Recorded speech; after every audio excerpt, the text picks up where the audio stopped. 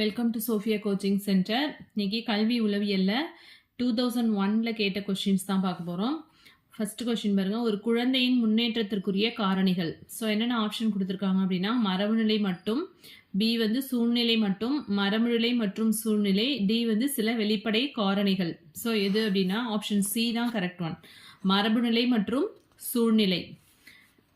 Second question, இதுவே பள்ளி என்பதன் நிறுவனர் யாரு? காந்தி, பி வந்து ஜே கிருஷ்ணமூர்த்தி, தாகூர், அரவிந்தர்.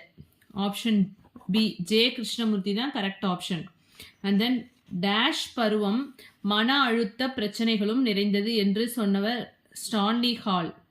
எந்த பருவம் வந்து மன அழுத்த பிரச்சனைகள் வந்து இருக்கும் அப்படின்னு ஸ்டான்லி ஹால் சொல்றாரு அப்படின்னு கேட்டிருக்காங்க. ஸோ குழந்தை பருவமா, முன்குழவி பருவம், குமரப்பருவம் அண்ட் முழு மனித பருவம். ஸோ ஆப்ஷன் சி தான் குமரப்பருவம்.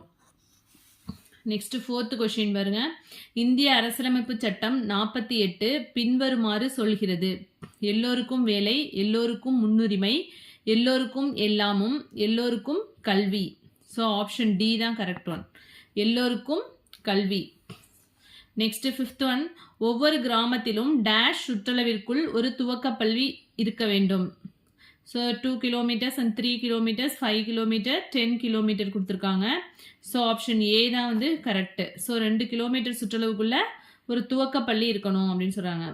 நெக்ஸ்ட்டு, முன்னேற்ற பள்ளிகள் எனும் மாதிரி பள்ளிகளுக்கு வித்திட்டவர் யாரு? A Rousseau, B Dewey, John Dewey சொல்லுவோம்ல, A S Neill and Russell, Bertrand Russell. So A S Neill தான் முன்னேற்ற பள்ளிகள்னாலே வந்து ஏஎஸ் நீல். நுண்ணிலை கற்பித்தல் என்பது பாட அடிப்படையிலானது, திறன் குறித்தது, தேவை அடிப்படையிலானது, நேரம் குறித்தது. ஸோ ஆப்ஷன் பி தான் கரெக்ட், திறன் குறித்தது. நுண்ணிலை கற்பித்தல்ங்கிறது திறன் குறித்தது. ஹெருஸ்டிக் முறை டேஷ் கற்றலை வலியுறுத்துகிறது. ஸோ ஆப்ஷன் ஏ செய்து கற்றல். செய்து கற்றல் தான் வந்து ஹெருஸ்டிக் முறை. நெக்ஸ்ட் 9th கொஸ்டின், டேஷ் மாற்றத்தை கற்றல் ஏற்படுத்துகிறது. நடத்தை மாற்றம். கற்றல் வந்து நடத்தை மாற்றத்தை ஏற்படுத்துகிறது. ஆப்ஷன் ஏ தான் கரெக்ட். 10th கொஸ்டின், துவக்க நிலை மாணவர்களுக்கு பள்ளி ஒரு விளையாட்டு திடலாக அமைய வேண்டும் என்றவர் யாருன்னா ப்ரொஃபெல்.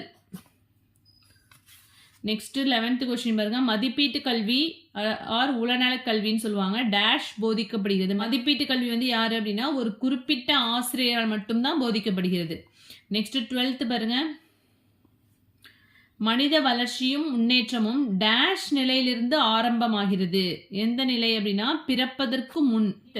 நுண்ணறிவு குறித்த பல்பரிமாண கொள்கையை சொன்னவர் தர்ஸ்டன். திட்டவழி கற்றல் 14th கொஸ்டின், திட்டவழி கற்றல் என்பது டேஷை உள்ளடக்கியது. நேர்கோட்டு மற்றும் கிளைவழி கற்றல். ஆப்ஷன் சி தான் கரெக்ட் ஒன். நெக்ஸ்ட் கொஸ்டின், கற்றலை மேம்படுத்தும் முதல் தகவல் தொடர்பு சாதனம் செய்தித்தாள். தனியால் சோதனை என்னும் ஆய்வை மேற்கொள்பவர் யார் அப்படின்னா ஆசிரியர். நெக்ஸ்ட், விஸ்வபாரதி ஒரு பல்கலைக்கழகம். விஸ்வபாரதிங்கிறது என்ன அப்படின்னா பல்கலைக்கழகம். நம் பள்ளியில் கல்வி தொழில்மயமாதல் என்பது டேஷ் நிலையில் நடைபெறுகிறது. மேல்நிலை பள்ளி நிலை. புறமுகர் எனப்படுபவர் டேஷை உடையவர். விரி சிந்தனை. புறமுகர்ங்கிற ஒரு விரி சிந்தனை உடையவர். தமிழ்நாட்டில் நவோதய பள்ளிகள் டேஷில் உள்ளன. எங்குவே நிறுவப்படாத நிலை. தமிழ்நாட்டில் வந்து நவோதய பள்ளிகள் வந்து என்ன கிடையாது.